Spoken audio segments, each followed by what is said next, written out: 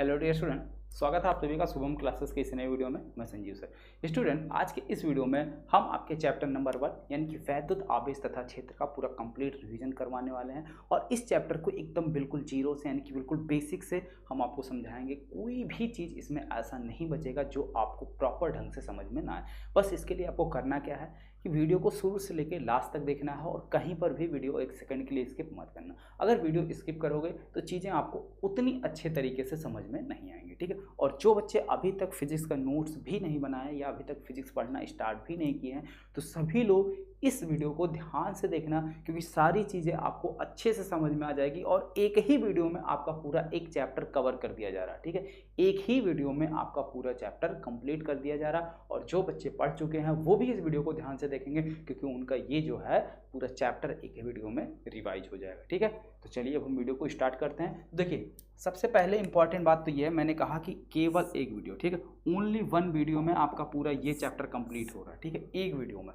और ये एक वीडियो आपके लिए इतना ज़्यादा इंपॉर्टेंट है कि इस चैप्टर में कोई भी टॉपिक आपको ऐसा नहीं मिलेगा कि जो बोर्ड एग्जाम में पूछा जाए और आप ना कर पाएँ, ठीक है। ऐसा कोई भी क्वेश्चन आपको नहीं देखने को मिलेगा कि जो बोर्ड एग्जाम में पूछा जाए और उससे आप ना कर पाएँ, सिर्फ ये एक वीडियो देखने से। तो चलिए वीडियो को स्टार्ट करते हैं। सबसे पहले हम बात करते हैं, जैसे कि चैप्टर है हमारा वैद्युत आवेश तथा क्षेत्र, ठीक है। तो वैद्युत आवेश होता क्या है? वैद्युत आवेश होता क्या है? आप सबको याद होगा कि जब चैप्टर को मैंने स्टार्ट किया था तो वैद्युत आवेश के बारे में काफ़ी कुछ बहुत डिटेल में हमने बात किया था, ठीक है। तो आज हम बहुत सीधी सीधी बात करने वाले हैं कि वैद्युत आवेश, अगर हम बात करें वैद्युत आवेश की तो वैद्युत आवेश क्या चीज़ है? किसी पदार्थ का, ठीक है, किसी पदार्थ का वह गुण जिसके कारण उसमें विद्युत अथवा चुंबकीय गुण उत्पन्न होता है, वैद्युत आवेश कहलाता है। सिंपल सी बात है, ठीक है। तो आज बहुत ही सिंपल तरीके से बात करने वाले हैं और सारी चीज़ें आपको अच्छे से समझ में आएंगी। देखिए, डेफिनेशन साफ साफ आपको लिखा हुआ है, आपके सामने लिखा है कि किसी पदार्थ का वह गुण जिसके कारण उसमें, ठीक है, जिसके कारण उसमें विद्युत तथा चुंबकीय प्रभाव उत्पन्न होते हैं, चुंबकीय गुण उत्पन्न होते हैं, वैद्युत आवेश कहलाता है। इतनी बात समझ में आई? बिल्कुल सिंपल है, कहीं कोई दिक्कत नहीं ना, कोई डाउट नहीं। आगे देखो, वैद्युत आवेश एक कैसी राशि है? एक अदिश राशि है, ठीक है। वैद्युत आवेश एक अदिश राशि। कभी कभी एमसीक्यू यानी कि बहुविकल्पीय में ये पूछा भी जाता है कि वैद्युत आवेश कैसी राशि है, सदिश या अदिश। तो वैद्युत आवेश जो है वो आपका कैसी राशि है? अदिश राशि। और इसका एसआई मात्रक क्या होता है? इसका एसआई मात्रक जो होता है वो क्या होता है? कूलाम होता है, ठीक है। वैद्युत आवेश का एसआई मात्रक होता है कूलाम और इसे डिनोट करते हैं किससे? क्यू से। तो ये तो होगी बहुत बेसिक बातें, आगे आ जाइए, ठीक है। देखिए, यदि किसी आवेश में पाए, ठीक है, किसी आवेश में इलेक्ट्रॉनों की संख्या अगर n हो, ठीक है, कोई आवेश है और अगर उसमें कितने इलेक्ट्रॉन है? n इलेक्ट्रॉन है, तो उसको हम कैसे लिख सकते हैं? तो उसको हम लिख सकते हैं Q equal to n, Q बराबर n E, जहां पे n क्या है? नंबर ऑफ इलेक्ट्रॉन है। n क्या है? Number of electron. अगर जैसे मान लो हम एक कूलाम आवेश की बात कर रहे हैं, ठीक है, एक कूलाम आवेश की अगर हम बात कर रहे हैं तो ऐसा नहीं है कि एक कूलाम में एक आवेश होता है, ये चीज़ हम आपको निकलवा चुके हैं। एक कूलाम आवेश में कितने इलेक्ट्रॉन होते हैं, ठीक है, क्लास 10th में भी मैं निकलवा चुका हूँ, क्लास 10th वालों को भी बताया हूँ और 12th वालों को भी बताया हूँ, ठीक है। तो इतनी बात आप समझ गए, ठीक है। अगर n इलेक्ट्रॉन है तो उसे कैसे लिखेंगे? Q इक्वल टू Me, ठीक है। अब देखते हैं आवेशों के प्रकार। आवेश होते कितने प्रकार के? तो अगर हम आवेश की बात करें तो आवेश जो है कितने प्रकार के होते हैं? पहला धनात्मक, दूसरा ऋणात्मक, यानी कि टोटल 2 प्रकार के आवेश जो है कितने प्रकार के होते हैं? 2 प्रकार के। अब धनात्मक आवेश कब होता है और ऋणात्मक आवेश कब होता है? जैसे थोड़ा सा हम बात कर लें, ठीक है। जैसे मान लो ये NaCl है, ठीक है, इसका अगर अपघटन किया जाए यानी टूटता है तो क्या मिल जाएगा? Na+, ठीक है, और Cl-। इसका मतलब ये है कि अगर हम सोडियम को देखें तो सोडियम के आउटर मोस्ट सेल में होते हैं इलेक्ट्रॉन कितने? 11, ठीक है। तो इसका जब आउटर मोस्ट सेल हम, ठीक है, इसका जब इलेक्ट्रॉनिक विन्यास करोगे तो ये आएगा। और क्लोरीन का होता है 17, तो 2, 8, 7, ठीक है। अब क्या है कि हर एक एटम अपना अष्टक यानी कि उसके बाह्य कक्षा में कितने इलेक्ट्रॉन होने चाहिए वो अपना 8 पूरा करने की कोशिश करता है। तो अब ये सोडियम है, ये सोडियम अगर अपना बाह्य कोश यानी कि इसके बाह्य कोश में इलेक्ट्रॉनों की संख्या कितनी, 1, तो अगर ये अपना 8 इलेक्ट्रॉन करने की कोशिश करे तो इसके लिए इसको क्या करना होगा, 7 इलेक्ट्रॉन ग्रहण करना होगा, या अपना 1 इलेक्ट्रॉन त्याग दे तो भी 8 इलेक्ट्रॉन हो जाएगा। तो अब सोचो जरा, 7 इलेक्ट्रॉन ग्रहण करना आसान है या 1 इलेक्ट्रॉन त्यागना आसान है? 1 इलेक्ट्रॉन त्यागना आसान है। तो यानी अगर कोई भी, ठीक है, कोई भी तत्व या कोई भी परमाणु अपना 1 इलेक्ट्रॉन अगर रिमूव कर रहा है तो उस पर चार्ज आएगा किसका, पॉजिटिव का, ठीक है। और अगर कोई ग्रहण करना यानी कि ले रहा किसी से तो उस पर चार्ज आएगा नेगेटिव, यानी कि वो कर्ज में डूब जा रहा, ठीक है, कर्ज में यानी कि ऋणात्मक, ठीक है। तो इसी तरीके से Cl पर आएगा हमारा माइनस, ठीक है। तो अब बात समझ में आई कि जो परमाणु इलेक्ट्रॉन को रिमूव करता है उस पर चार्ज आता है पॉजिटिव, और जो ग्रहण करता है उस पर चार्ज आता है निगेटिव। वही चीज यहाँ पे देखो लिखा, पॉजिटिव चार्ज किसी पदार्थ पर इलेक्ट्रॉनों की संख्या में कमी के कारण, ठीक है। अगर हम इलेक्ट्रॉन अपना रिमूव कर दें या किसी को दे दें तो हमारे इलेक्ट्रॉनों में तो कमी आएगी कि नहीं आएगी, ठीक है। तो इलेक्ट्रॉनों की जहाँ कमी होगी वहाँ पे हमारा कौन सा चार्ज होगा, पॉजिटिव चार्ज आएगा, ठीक है। उस पदार्थ पर चार्ज कौन सा आएगा, पॉजिटिव आएगा। और जहाँ पर इलेक्ट्रॉनों की अधिकता होगी वहाँ नेगेटिव चार्ज आएगा, ठीक है। इतनी बात समझ में आ गई, और सिंपल सी बात है। अब उदाहरण के लिए देख लो, ठीक है, उदाहरण भी आप लोग देखिए। यदि किसी, ठीक है, जैसे मान लो हमने कोई कांच की, यदि एक, तो अगर आप क्लास 6 से 12 तक के स्टूडेंट हो और आप सीबीएसई, यूपी बोर्ड या महाराष्ट्र बोर्ड की स्टूडेंट हो तो आपके लिए बहुत बड़ी गुड न्यूज़ है, क्योंकि टीचर डे के इस मंथ पे अनअकैडमी आप सभी स्टूडेंट के लिए बहुत ही ज़बरदस्त ऑफर लेकर आई है। सभी प्लस एंड आइकॉनिक कोर्स पर जितने भी स्टूडेंट इस वीडियो को देख रहे हैं, मैं आपको बता दूं ये सिर्फ ऑफर 500 स्टूडेंट के लिए वैलिड रहेगा और ये 13 सितंबर तक वैलिड रहेगा। जितने भी स्टूडेंट इस समय कोर्स लेंगे 12, 15 या 18 मंथ्स का, तो उन्हें 4 मंथ का सब्सक्रिप्शन बिल्कुल फ्री मिलेगा।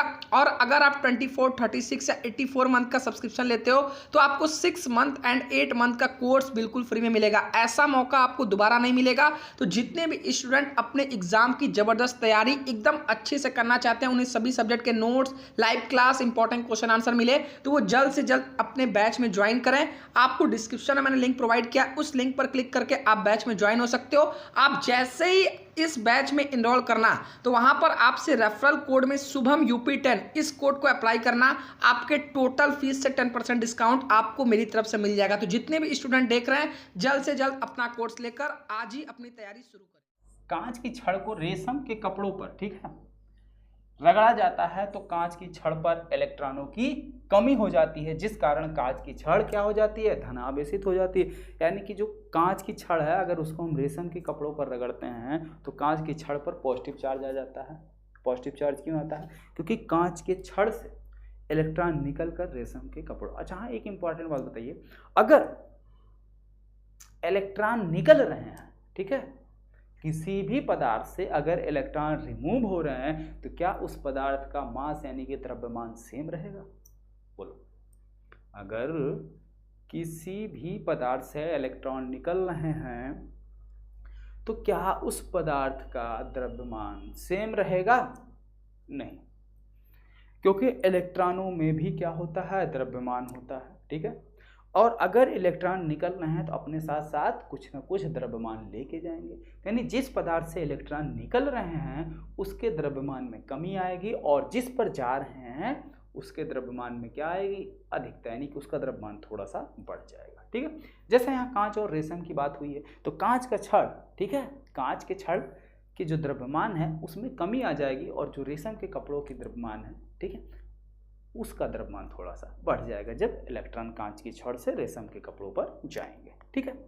बात क्लियर है यहाँ तक? बिल्कुल, किसी को कोई डाउट नहीं है ना? चलिए आगे देखते हैं। ऋणात्मक आवेश, ऋणात्मक आवेश क्या होता है, ठीक है,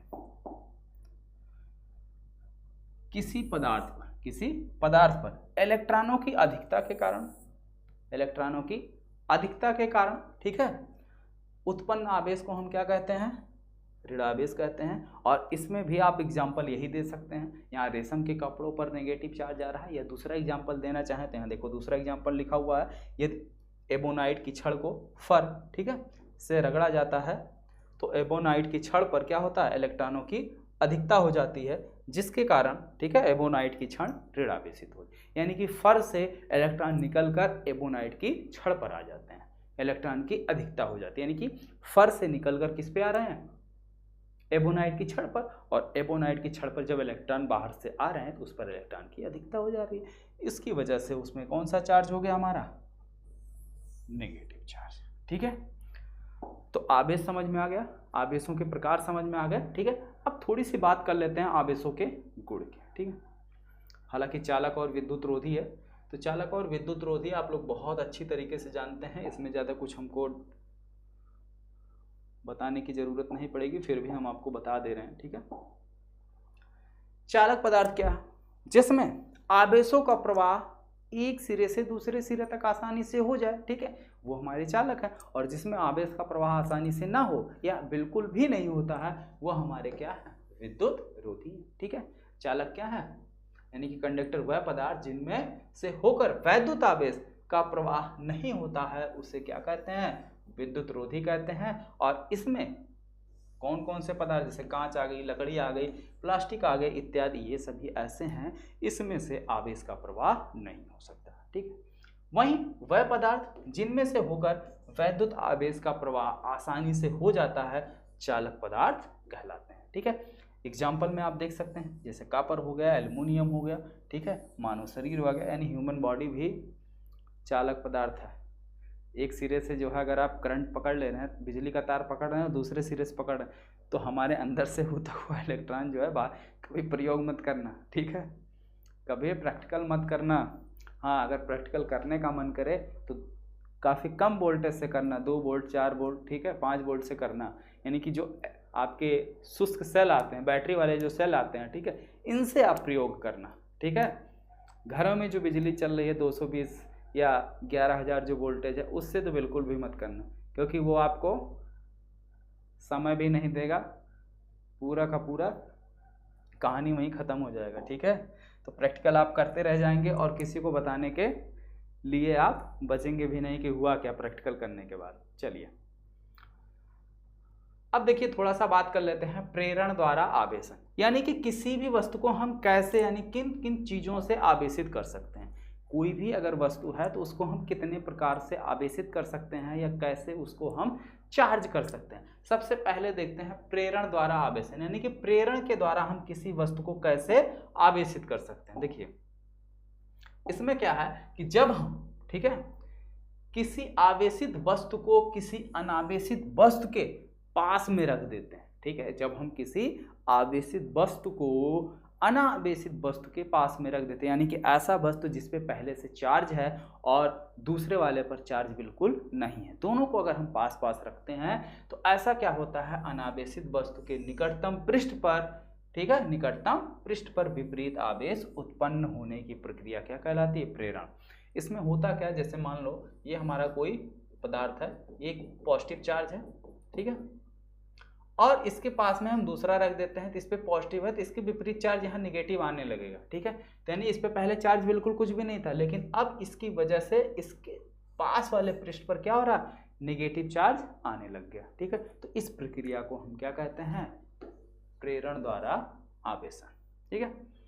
एग्जाम्पल देखिए प्रयोग, यदि हम विद्युत रोधी स्टैंड पर रखे दो गोले, धातु के गोले, देखो यहाँ पे हमने लिया है, देखो फिगर भी बना होगा, ये देखो, ठीक है, एकदम स्पष्ट फिगर भी मैंने बनाया है, धातु के गोलों ए और बी, ठीक है, और ये रखे किस पे गए, ये जो स्टैंड दिख रहा है ये विद्युत रोधी है, यानी कि इसमें से इलेक्ट्रॉनों का प्रवाह नहीं हो सकता, ठीक है। तथा आवेशित छड़ को गोले ए के निकटतम रखते हैं, कोई आवेशित छड़ है जो, ठीक है, इसके पास में ले जाते हैं आवेशित छड़ को, ठीक है, तो दोनों गोलों को एक दूसरे से कुछ दूरी पर रख दें, ठीक है, तब गोले के मुक्त, ठीक है, गोले के मुक्त इलेक्ट्रॉन छड़ की ओर, यानी कि जो गोला है यहाँ पे देखिए, ये देखिए, देख रहे हैं, देखिए ध्यान से देखिए, जब इस आवेशित छड़ को हम इस गोले के पास ले गए तो हुआ क्या, इस गोले पर, ठीक है, इस गोले पर इसके विपरीत यानी कि इसके पास वाले पृष्ठ पर देखो इसके विपरीत चार्ज आना शुरू हुआ कि नहीं हुआ। यानी कि अगर इस पॉजिटिव चार्ज है तो ये ऋण आवेशित हो गया और इससे दूर दूसरे गोले पर क्या चार्ज आ गया, पॉजिटिव चार्ज आ गया। ठीक है, ठीक उसी तरीके से यहाँ पे देखिए। ठीक है, अब यदि हम आवेशित छड़ को हटा दें, ठीक है, और अगर हम इस छड़ को क्या करें, रिमूव कर दें, हटा दें, तो ये जो ऋण आवेश इसके केवल पास वाले पृष्ठ पर है, ये पूरा ऋण आवेश इस गोले के पूरे पृष्ठ पे फैल जाएगा, पूरे आयतन में क्या हो जाएगा, फैल जाएगा। ठीक है, ठीक उसी तरीके से गोले बी पे जो आपका पॉजिटिव चार्ज है वो भी पूरे आयतन में एक समान रूप से फैल जाएगा। ठीक है, तो यानी हुआ क्या, पहले गोला ए और बी दोनों हमारे कैसे थे, आवेश उस पर नहीं था, कोई चार्ज उस पर नहीं था। जब हम कोई आवेशित छड़ इसके पास लाए तो ये चार्ज हो गए, उसको हटा लिए तो इस पे आवेश क्या हुआ, एक समान रूप से बना हुआ, यानी कि ये चार्ज हो गया, आवेशित हो गया। ठीक है,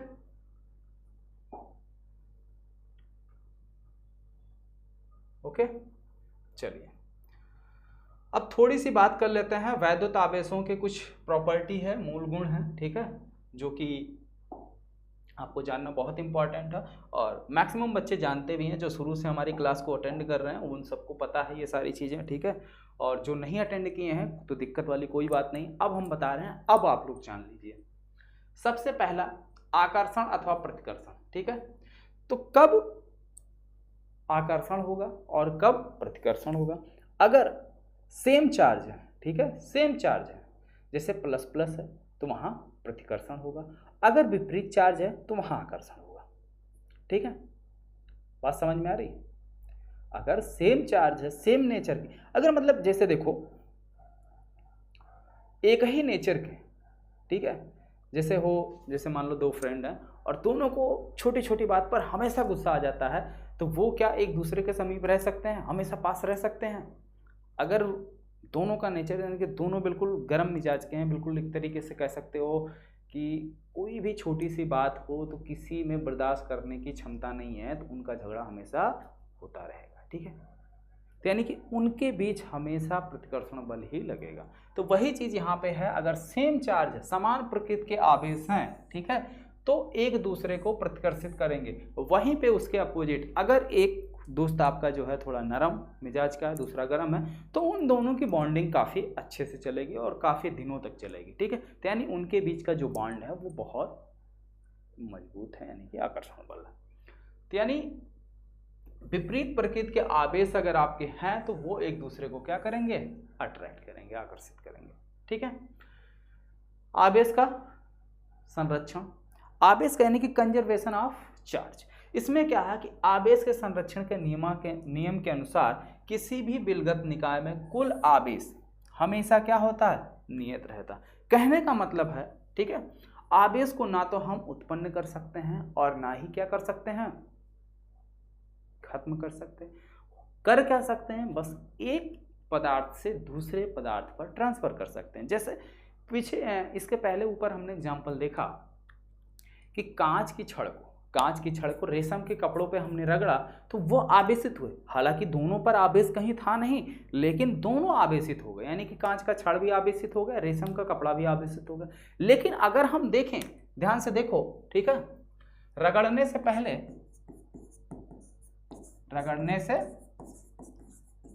पहले कुल आवेश उन पर कितना था, कुल आवेश कितना था बच्चों, 0 था। कांच की छड़ पर आवेश 0 था और रेशम के कपड़ों पर भी आवेश 0 था। लेकिन रगड़ने के बाद, जैसे मान लो रगड़ने के बाद चलिए हम दूसरा पेज ले लेते हैं, ठीक है, थोड़ा ब्लैंक पेज ले लें,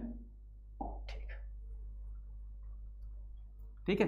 जैसे मान लो ये हमारा रेशम का कपड़ा है, ठीक है, और ये हमारी एक क्या है, कांच की छड़ है, ठीक है। इन पर आवेश 0 थे, ठीक है, रगड़ने से पहले इन पर आवेश कितना है, 0, इस पर भी आवेश कितना है, 0। अब इनको अगर हमने रगड़ने के बाद देखा, रगड़ने के बाद इस पर मान लेते हैं प्लस, ठीक है, इस पर मान लेते हैं किस पे, कि कांच की छड़ पर प्लस चार्ज आएगा और इस पर नेगेटिव चार्ज आएगा, तो मान लेते हैं इस पर -3 कूलाम का, -3 कूलाम का, ठीक है, नेगेटिव चार्ज आ गया, और इस पर +3 कूलाम का नेगेटिव चार्ज आ गया, कितना प्लस, यानी कि जितने इलेक्ट्रॉन यहां से निकल के जाएंगे उतना यहाँ पॉजिटिव आएगा, इतना है नेगेटिव आएगा। अब इनका सम कर लो, कुल इलेक्ट्रॉन या कुल आवेश जोड़ लो, तो +3 -3 मिलके कितने हो गए 0, ठीक है। तो हुआ ना आवेश संरक्षण के नियम का पालन। इस नियम के अनुसार किसी भी निकाय में क्या है, कुल आवेशों की संख्या हमेशा यानी कि सदैव बराबर रहती है। बात समझ में आ गई। आपने देखा कि रगड़ने से पहले इन पर टोटल चार्ज कितना था 0, और जब ये आवेशित हो गए, इनको हमने रगड़ा, तो उसके बाद भी हमारे टोटल आवेश कितने हैं 0 है, ठीक है। तो हुआ ना आवेश संरक्षण के नियम का पालन, बोलो क्लियर हुआ। चलो आगे बढ़ते हैं।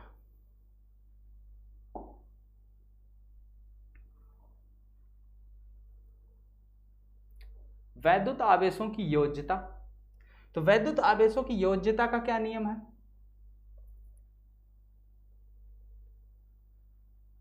देखिए, किसी निकाय का, ठीक है, कुल आवेश उसके अलग अलग कणों पर उपस्थित आवेशों के बीजगणितीय योग के बराबर होता है, ठीक है। कहने का मतलब है, अगर हमारा कोई सिस्टम है या कोई निकाय है, जैसे मान लीजिए ये हमारा कोई सिस्टम है, ठीक है, या निकाय है, दो सिस्टम है, इस पर मान लेते हैं पॉजिटिव चार्ज है, यहां पे मान लेते हैं नेगेटिव चार्ज है, तो इस नियम के अनुसार यानी योज्यता के नियम के अकॉर्डिंग किसी निकाय का, और ये पूरा एक निकाय यानी कि ये हमने पूरा एक सिस्टम बना लिया, कुल वैद्युत आवेश, ठीक है, उनके अलग अलग आवेशों के बीजगणितीय योग के बराबर होता है। अब बीजगणितीय योग का मतलब क्या है, अगर प्लस लिखा हुआ है तो प्लस लिखा जाएगा, माइनस लिखा है तो माइनस लिखा जाएगा। बात समझ में आई।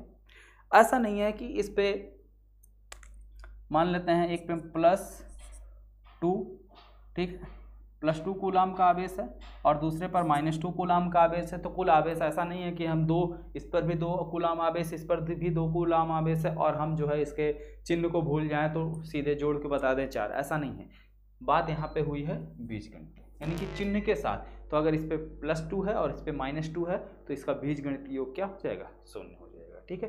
बीजगणितीय योग का मतलब देखो यहाँ पे कुल आवेश Q बराबर क्या, देखो अगर किसी निकाय पर मान लें n कणों से मिलकर कोई निकाय बना है, पहले पे +Q1 आवेश, दूसरे पर +Q2, तीसरे पे -Q3, चौथे पे -Q4 और nवें वाले पे +Qn, तो कुल आवेश Q बराबर +Q1 +Q2 -Q1 -Q4, ठीक है, -Q3 -Q4 up to swan +Qn, ठीक है। यह है हमारा वैद्युत आवेशों की योज्यता का नियम, ठीक है। बात समझ में आ गई। चलिए आगे देखते हैं आवेशों का क्वांटीकरण। आवेशों का क्वांटीकरण का क्या मतलब है, आवेश हमेशा इलेक्ट्रॉन के पूर्ण गुणज के रूप में होता है। जैसे कहने का मतलब है किसी भी कोई भी सिस्टम या कोई भी अगर निकाय है, मान लेते हैं ये हमारा कोई सिस्टम है या कोई निकाय है, तो इस पर अगर आवेश की मात्रा पूछी जाए तो ऐसा नहीं है कि इस पर 1.5 इलेक्ट्रॉन का आवेश है।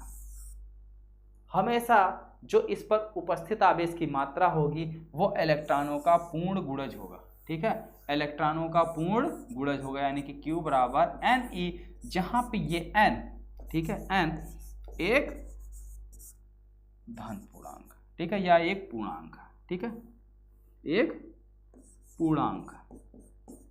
पूर्णांक का मतलब पूरा अंक है, फ्रैक्शन नहीं, पूर्णांक है। अब कितने बच्चे, फ्रैक्शन का मतलब भिन्न नहीं होना चाहिए। अब कितने बच्चे क्या पूछते हैं हमसे कमेंट्स बॉक्स में कि सर 4/2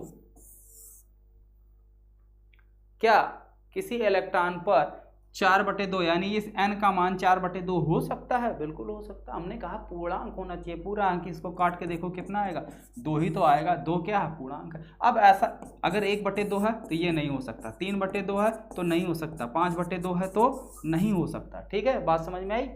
यानी कि अगर उस फ्रैक्शन को सॉल्व कर रहे हो, फ्रैक्शन को सॉल्व करने पर अगर पूर्णांक आ रहा है तब तो वो हो सकता है, लेकिन अगर वैल्यू दशमलव में आ रही, मान भिन्न में आ रहा है, यानी कि दशमलव यानी कि पॉइंट में आ रहा है, तो वो नहीं होगा। होगा। बात समझ में आ गई? चलिए आगे बढ़ते हैं। अगला देखिए अब कूलाम का नियम। कूलाम का नियम सबको रटा होगा एकदम जुबान पे, ठीक है। कूलाम का नियम क्या कहता है? सिंपल सी बात है कूलाम के नियम में कि दो स्थिर बिंदु आवेश, ठीक है। कूलाम का जो नियम है ये केवल स्थिर बिंदु आवेशों के लिए ही सत्य है, ठीक है। स्थिर बिंदु आवेशों के लिए ही सत्य है, ठीक है। तो इस नियम के अकॉर्डिंग किन्हीं दो स्थिर बिंदु आवेशों के बीच लगने वाला वैद्युत बल दोनों आवेशों के परिमाणों के गुणनफल के अनुक्रमानुपाती तथा उनके बीच की दूरी के वर्ग के व्युत्क्रमानुपाती होते हैं, ठीक है। यानी ये आपका समीकरण नंबर 1, ये समीकरण नंबर 2। यही जो यहाँ पे मैथमेटिकल टर्म लिखा हुआ है इसी को यहाँ पे लैंग्वेज के रूप में लिखा हुआ है, तो ये आप कर सकते हैं, ठीक है। अब समीकरण 1 और 2 से, समीकरण 1 और 2 से हमको क्या देखने को मिला? समीकरण 1 और 2 से जब हमने देखा, ठीक है, दोनों को कंबाइन किया तो ये मिल गया समीकरण 1 और 2 से F प्रोपोर्शनल क्या मिल गया हमको?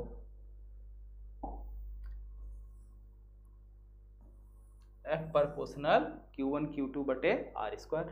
अब ये प्रोपोर्शनल का चिन्ह हटाने के लिए हमने क्या किया? एक कांस्टेंट ले आया K, और यही कांस्टेंट यहाँ पे K क्या है? स्थिर वैद्युत की नियतांक है, ठीक है। और इसका मान दोनों आवेशों के बीच के माध्यम, आवेश की दूरी व इसके बल के मात्रकों पर निर्भर करता है, ठीक है। आगे देखिए, जहां पे इस K का मान K इक्वल टू होता है 1/4 पाई एप्सिलॉन नॉट, ठीक है। और इसकी वैल्यू होती है 9 गुणे 10 की घात 9 गुणे 10 की घात 9 newton metre square 9 newton metre square बटे कूलाम स्क्वायर। ये आपका किसका? इस K का मान होता है, ठीक है। और यही K का मान उठा के आप रख दो तो ये आपका मिल जाएगा कूलाम का नियम। यही कहीं देखिए रखा होगा मैंने वैल्यू, और ये देखिए, ठीक है, ये है आपके कूलाम का नियम। बात समझ में आ गई सबको? बोलो, अगर किसी को समझ में नहीं आई हो तो बता दो, हम फिर से समझा दें इसको। चलिए देखिए, जिसको भी समझ में नहीं आया ध्यान से देखो।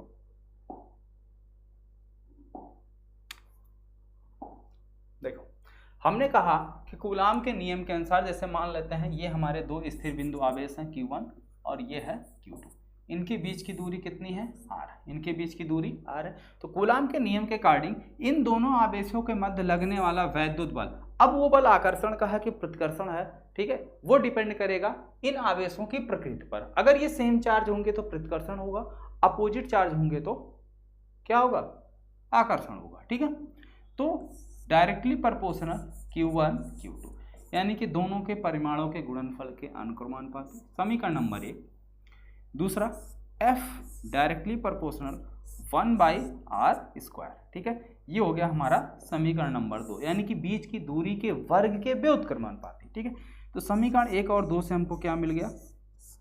समीकरण 1 व 2 से, तो समीकरण 1 और 2 से क्या मिल गया? F प्रोपोर्शनल 1/, ठीक, Q1 Q2 बटे R स्क्वायर, ये चीज मिल गया, ठीक है। अब ये प्रोपोर्शनल का चिन्ह हटाने के लिए हमने क्या किया? एक कांस्टेंट ले आया F equal to K Q1 Q2 बटे R स्क्वायर, जहां पे इस कांस्टेंट K का मान कितना है? 1/4 pi epsilon not Q1 Q2 बटे R स्क्वायर, और इसकी जो वैल्यू होती है, इसका मान होता है 9 गुणे 10 की घात 9 न्यूटन मीटर स्क्वायर बटे कूलाम स्क्वायर। और इसका बीमा भी हम कई बार कैलकुलेट करवा चुके हैं, यानी कि एप्सिलॉन नॉट का बीमा, मात्रा, ठीक है, सारी चीज़ें मैंने कैलकुलेट करवाई, ठीक है। सबको समझ में आ गया? चलो आगे बढ़ते हैं अगले क्वेश्चन पे, ठीक है। अगला क्वेश्चन देखिए,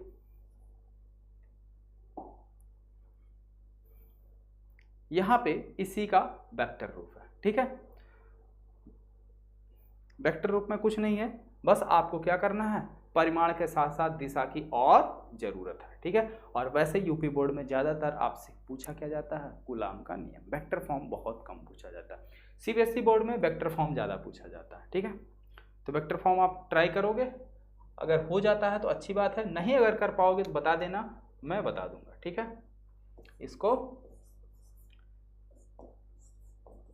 वेक्टर फॉर्म आप स्वयं ट्राई करो, अगर नहीं कर पाते हो तो बिल्कुल बता देना, डरने की कोई बात नहीं है, ठीक है, मैं इसे समझा दूंगा, ठीक है।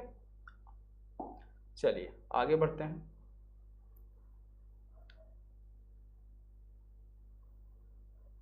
अगला है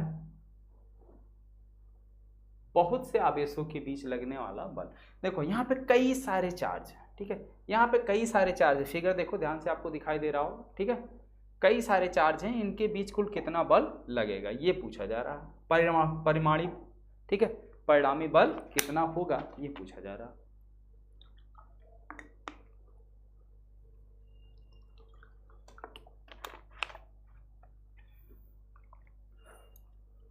देखो यहाँ पे एक चार्ज है हमारा Q1, ठीक है, दूसरा चार्ज है Q2, तीसरा चार्ज है यहीं कहीं Q3, Q4 डॉट डॉट ये Q1, ये इतने चार्ज हैं। किसी एक स्थिर आवेश पर निकाय के कारण अन्य स्थिर आवेशों के कारण लगने वाला परिणामी बल उस आवेश पर निकाय के प्रत्येक आवेश के द्वारा लगने वाले अलग अलग बलों के सदिश योग के बराबर होता है। कहने का मतलब है अगर ये हमारा एक स्थिर चार्ज हमने मान लिया, ये हमारा Q1, ठीक है, ये जो है Q1 ये फिक्स चार्ज है। अब हमें निकालना ये है कि इस Q1 पर ये जो और सारे चार्ज हैं Q2, Q3, Q4, ये चार्ज उस पर कितना बल लगा रहे हैं। तो इसके लिए हमें क्या करना होगा, ये है Q1, तो Q1 पर सबसे पहले हम बल निकाल लेंगे। Q1 पर लगने वाला बल किसके कारण, दूसरे आवेश के कारण, F12 निकाल लेंगे, ठीक है।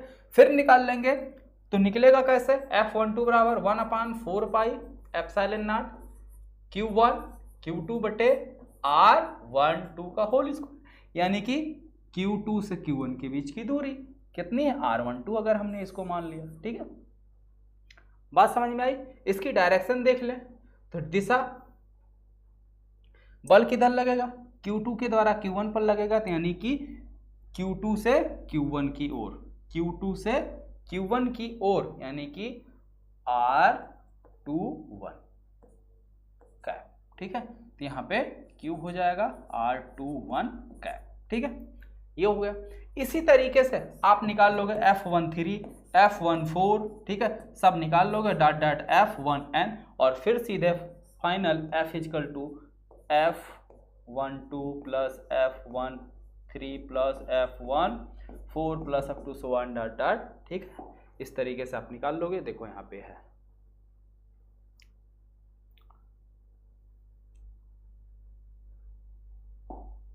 ठीक है, यही सारी चीजें देखो यहाँ पे लिखी हुई, ठीक है।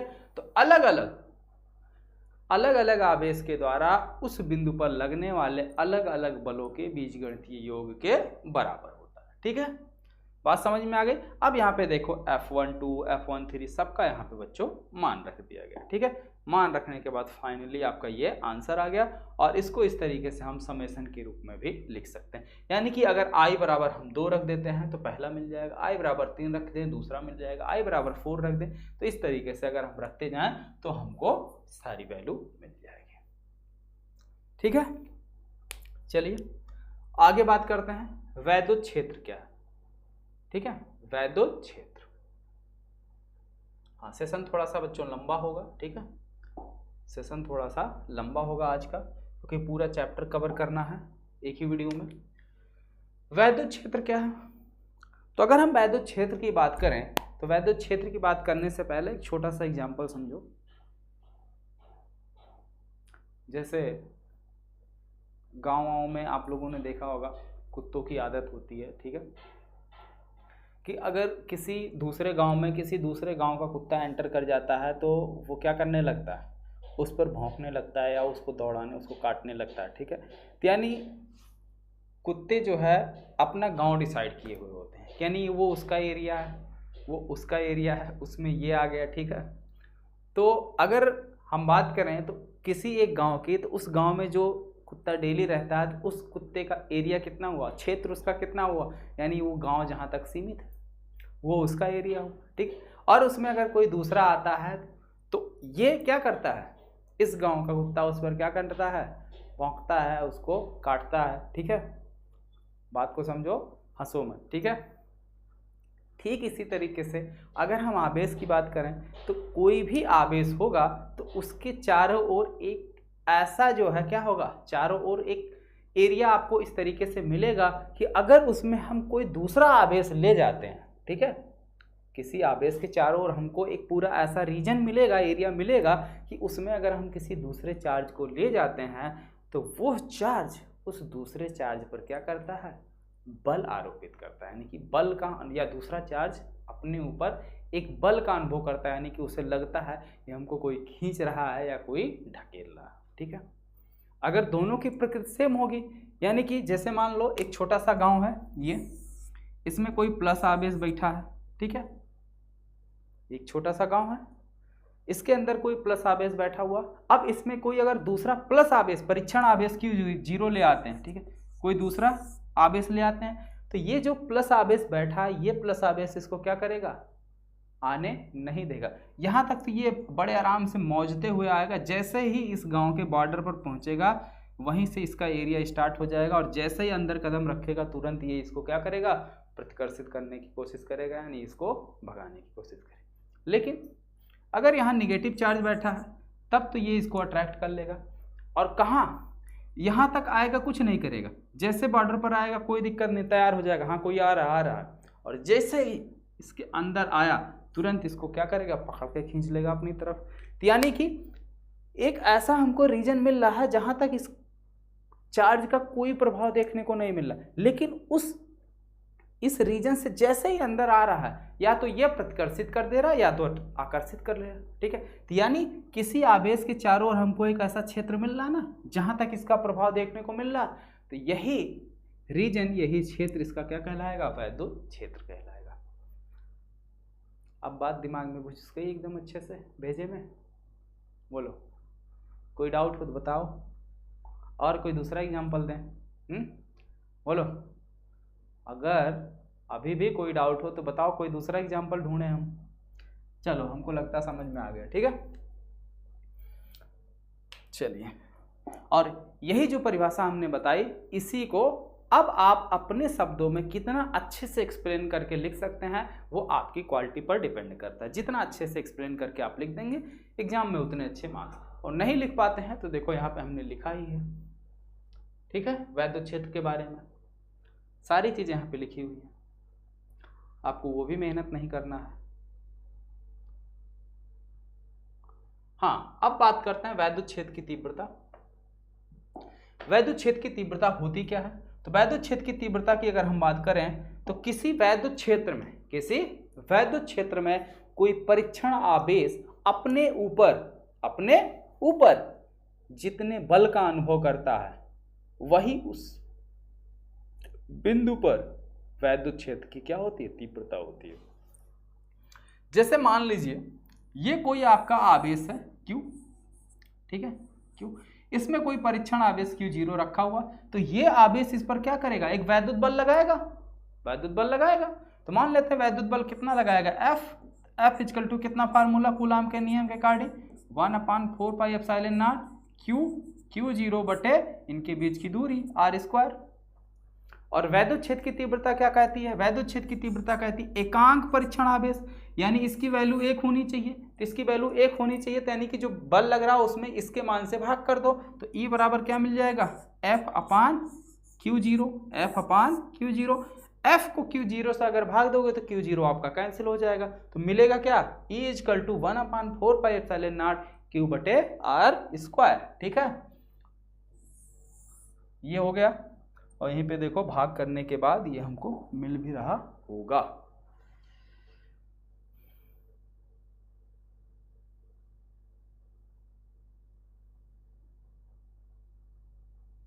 चलो, यहाँ पे हमने लिखा नहीं है, लिख देते हैं।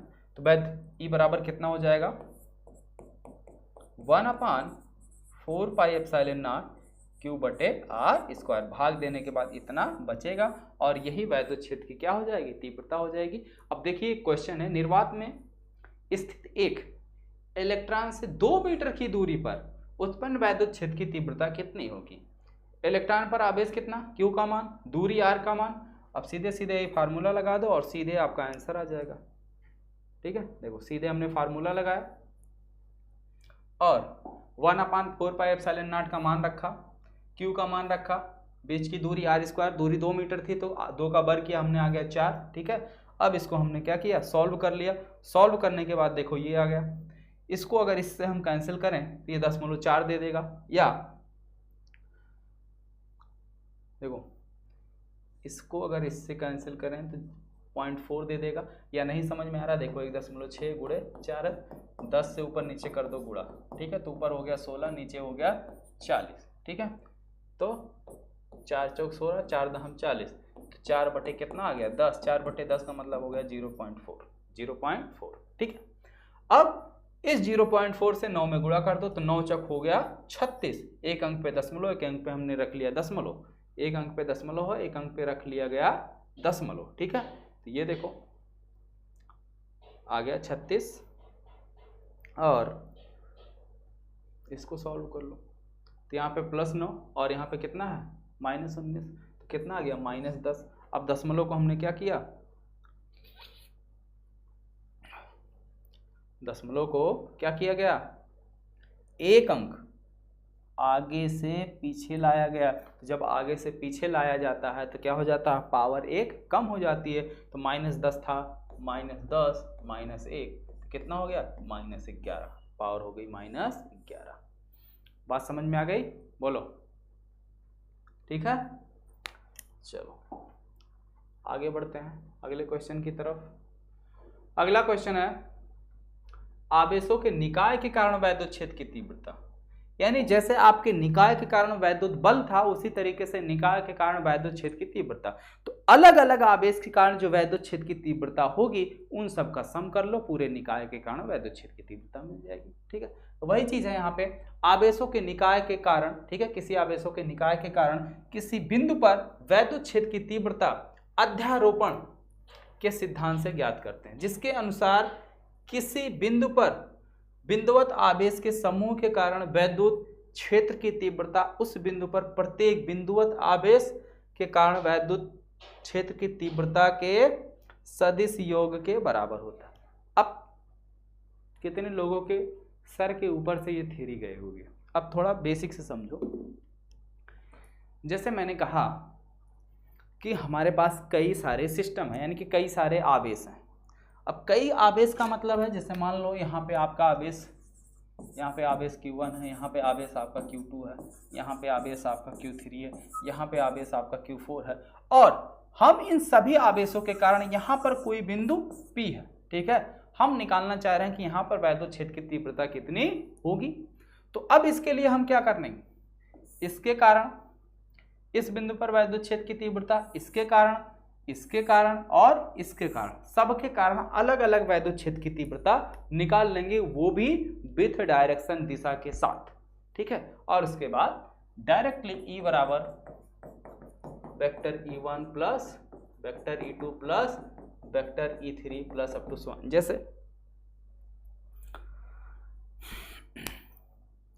जैसे इसमें अध्यारोपण का सिद्धांत का मतलब क्या, अध्यारोपण के सिद्धांत का मतलब होता है एक तरीके से बटोरना, सबको क्या करना, बटोरना। ठीक है, सबको बटोरना। जैसे मान लो किसी गांव की अगर हम बात करें नॉर्मली, जैसे गांव में पहले क्या होता था, नौटंकी वगैरह होती थी, नाच वगैरह होता था, तो लोग जो देखने जाते थे वो क्या करते थे, कोई 10 रुपये दे रहा, कोई 5 रुपये दे रहा, ठीक है, कोई 100 रुपये दे रहा, कोई कितना भी दे रहा, तो सभी लोग जितने रुपए जो है उस मतलब नौटंकी वाले को या जो भी, ठीक है, डांस करता था उसको लोग देते थे, तो वो क्या करता था, ऐसा तो था नहीं कि किसी का नहीं लेता था, वो सबका बटोर लेता था। वो क्या करता था, सबका हो, तो वही है उसका अध्यारोपण का सिद्धांत, यानी सबको बटोर लो।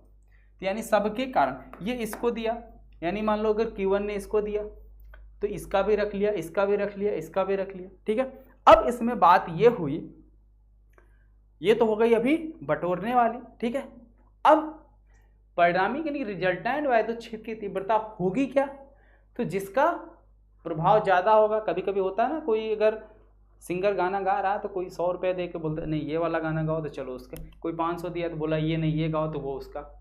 तो गाना लास्ट में बजेगा किसका, जिसकी वैल्यू ज़्यादा होगी, ठीक है, जो ज़्यादा पैसा देगा। तो वही सेम चीज़ इसमें भी है। फाइनली यानी कि जो रिजल्टेंट वैद्युत क्षेत्र की तीव्रता आएगी वो किस दिशा में होगी, इन सबको दिशा के साथ सम कर लो, ठीक है, इनका सदिश बीजगणितीय योग निकाल लो, जो रिजल्टेंट बचेगा वही इसकी वैद्युत क्षेत्र की तीव्रता हो जाएगी। ठीक है, बात समझ गए। वही चीज देखो यहाँ पे निकाली गई है, ये पूरा सिस्टम बनाया गया। निकाल Q1 के कारण E1, Q2 के कारण E2, ठीक है, Q3 के कारण E3, Q1 के कारण EN, और सबको डायरेक्शन के साथ क्या कर लिया गया बच्चों, जोड़ लिया गया। देखो ठीक है,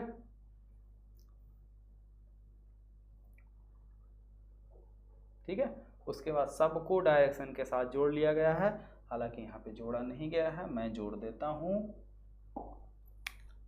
तो E equal to vector E1 plus vector E2 plus vector E3 plus up to so on dot dot n, ठीक है, वेक्टर En, ठीक है। सबकी वैल्यू रख लो। En 1/4πε0 Q1 बटे R, ठीक है। मान लेते कोई पॉइंट है P पे जहां में निकालना था, तो P1, ठीक है, Q, और यहाँ पे P1 का प्लस 1/4πε0 Q2 बटे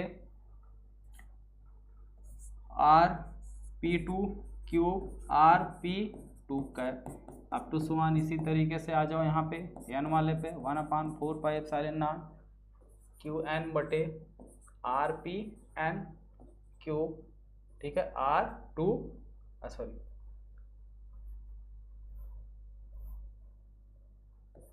R P n का, ठीक है। सबको सम कर लिया गया, यही हमारा क्या हो गया, आंसर हो गया। ठीक है, आगे देखो, वैद्युत क्षेत्र रेखाएं या वैद्युत बल रेखाएं किसे कहते हैं, ठीक है। तो वैद्युत क्षेत्र रेखाओं की अगर हम बात करें, ठीक है, तो वैद्युत क्षेत्र रेखाएं एक काल्पनिक रेखाएं होती हैं। क्या होती हैं, काल्पनिक रेखाएं। वैद्युत क्षेत्र को प्रदर्शित करने के लिए फैराडे ने वैद्युत बल रेखाओं का सुझाव दिया था। इसके अनुसार वैद्युत क्षेत्र रेखाएं वैद्युत क्षेत्र में खींचा गए वह काल्पनिक निष्कोण वक्र, कैसा, निष्कोण वक्र, यानी कि ये काल्पनिक रेखाएं होती हैं। ये एक्चुअली में होती नहीं, ऐसा इमेजिन किया गया है, ऐसा कल्पना किया गया है, ठीक है। वो काल्पनिक निष्कोण वक्र है जिस पर स्वतंत्र व पृथक्कृत एकांक धन आवेश चलता है, ठीक है। कहने का मतलब है, जैसे यहां पे कोई चार्ज Q है, ठीक है, प्लस चार्ज Q है, तो अगर हम वैद्युत क्षेत्र रेखाओं की बात करें, तो अगर कोई हमारा एकांक धन आवेश यानी कि परीक्षण आवेश Q0 अगर हम ले आते हैं, ठीक है, तो ये इसके पास ले आते हैं, तो ये इसको किस किस संभव दिशा में प्रतिकर्षित कर सकता है, यानी इसके अपने लंबवत ही तो प्रदर्शित कर सकता है, यानी अपने लंबवत प्रतिकर्षित कर सकता है।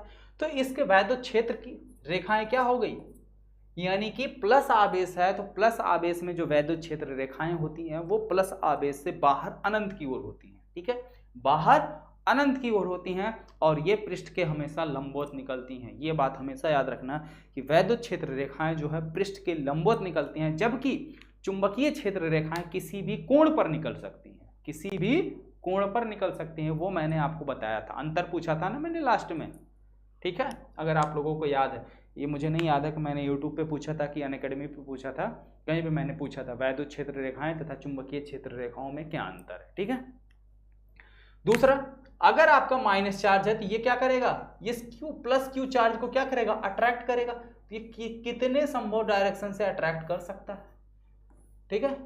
तो अगर आपका नेगेटिव चार्ज है तो नेगेटिव चार्ज की जो वैद्युत क्षेत्र की दिशा होगी वो अनंत से आवेश की ओर होगी। किधर होगी, अनंत से आवेश की ओर होगी, ठीक है, अनंत से आवेश की ओर। और अगर प्लस चार्ज है तो आवेश से अनंत की ओर होगी, और दोनों ही क्षेत्र के यानी कि जो हमारा पृष्ठ है, पृष्ठ के लंबवत निकलती हैं। ठीक है, दोनों क्षेत्र रेखाएं यानी कि वैद्युत क्षेत्र रेखाएं सदैव पृष्ठ के लंबवत निकलती हैं, चाहे आपका प्लस चार्ज हो या माइनस चार्ज। ठीक है, यहां तक बात क्लियर हो गई? ओके, अब बताओ यहां तक अगर किसी को कोई कंफ्यूजन हो तो बताओ। कोई कंफ्यूजन नहीं ना? अब इसके बाद जितने भी आपके टॉपिक बच रहे हैं वैद्युत क्षेत्र के बाद, वो सारे टॉपिक अब हम कल जो है डिस्कस कर देंगे। अब इसके बाद आपके सारे डेरिवेशन के टॉपिक बच रहे हैं, यानी कि थ्योरी, जो पहले चैप्टर में थ्योरी वाला चीज़ था वो आज यहाँ तक कंप्लीट हो गया। अब आगे डेरिवेशन वैद्युत क्षेत्र हो गया। वैद्युत क्षेत्र के बाद हम लोग पढ़ेंगे वैद्युत द्विध्रुव, वैद्युत द्विध्रुव का अच्छी स्थिति में तीव्रता, निरक्षीय स्थिति में तीव्रता। ठीक है, द्विध्रुव को घुमाने में किया गया कार्य, तो गॉस की प्रमेय है। ठीक है, विद्युत फ्लक्स है। तो ये सारी चीज़ें हम लोग कल की वीडियो में डिस्कस करेंगे। हाँ, अब बताओ यहाँ तक किसी को कोई दिक्कत है, कोई समस्या हो तो नीचे कमेंट्स बॉक्स में आप कमेंट्स कर सकते हो। कल हम आपको रिवाइज करा देंगे, दोबारा बता देंगे जो आपका डाउट होगा। ठीक है, तो मिलते हैं फिर नेक्स्ट वीडियो में। आज के लिए सिर्फ इतना ही, और जितने बच्चे वीडियो को लाइव देख रहे हैं सभी लोग वीडियो को लाइक कर दीजिएगा।